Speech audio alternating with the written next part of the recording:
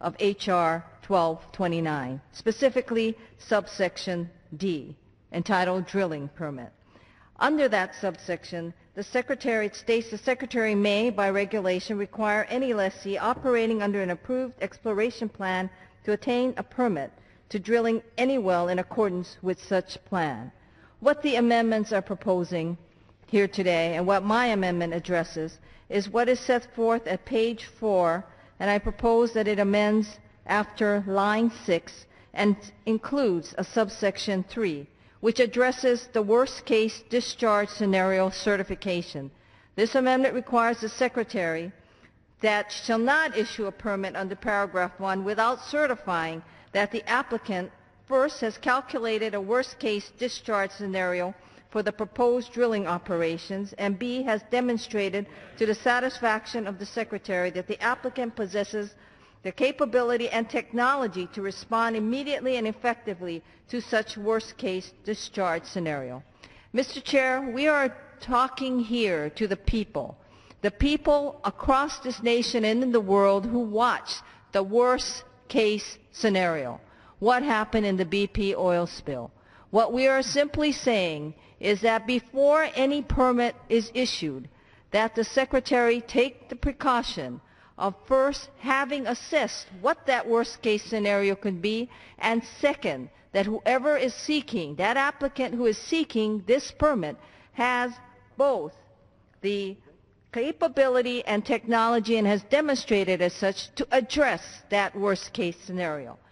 Mr. Chair, it is a simple statement, and it is a requirement that the people would like to see. No one wants to sit there and experience a BP oil spill again. Mr. Chair, I reserve the remainder of my time. Reserves the remainder of her time. Because what it does do is it contains the language that the people want to hear. The people want to hear what is the worst case scenario. I also contend that it really doesn't do that. It is not duplicative. What contained in the bill is the statement, a critical safety system requirements, including blowout prevention and oil spill response and contamination requirements. It does not say the worst case scenario, and it does not require the applicant to show the Secretary that it has the capability and the technological ability to address that. So it is not duplicative. But to the extent that the opposer would like to say that it is duplicative, then I believe that they should not object to this, because after all, it does say what people want to hear. People want to be guaranteed that the BP oil spill does not happen again. Mr. Chair, I'm sure that the gentleman from Louisiana had no intention of saying that anyone who may want an amendment to this bill is somehow hostile or somehow anti-jobs, anti-energy security, and anti-environment, because those are not the intent. This bill has been labeled Putting the Gulf of Mexico Back to Work Act. We have no objections to that, Mr. Chair. But why can't it also say Putting the Gulf of Mexico Back to Work Act safely? And that's all that's being requested here. Let's look at what happened at the BP oil spill.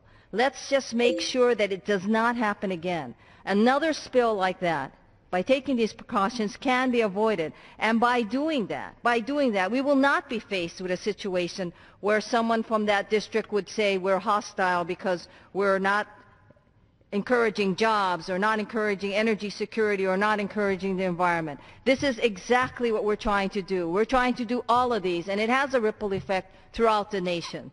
Thank you. I reserve the remainder of my time. Gentlelady reserves the balance of her time. Mr. Chair, I request an aye vote on this amendment. It is a very straightforward, commonsensical amendment.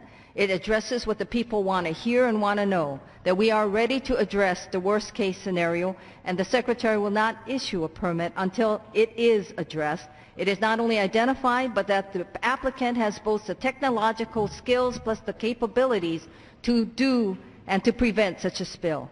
We are all interested in the jobs and the economic security of the Gulf and all the neighboring states in that area, plus its ripple effect. That is why we want to see that it never happens again, and that is why we want the people to be confident that we in Congress have addressed their concerns. Thank you, and I request an aye vote. Thank you very much, Mr. Chair. Gentlelady's time has expired. Gentleman from Colorado. Thank you, Mr. Chairman. I will close by saying that this amendment, though well-intended, is duplicative, and I think that's been admitted by the other side, and therefore is unnecessary, and I would urge a no vote. Thank you. And I